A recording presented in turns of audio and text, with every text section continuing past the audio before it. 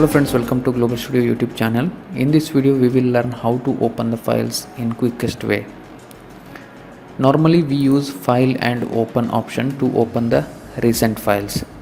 But there is also one more method to open these files by using R button.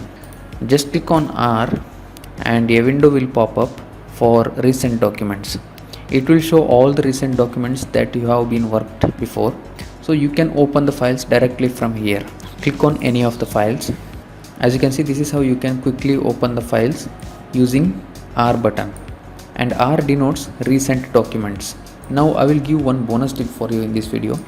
As you can see, I have this file and I have edited something here, like I created one rectangle, and now how you will come to know that this file is saved or not. To identify this, there is one simple trick. Go to the file name.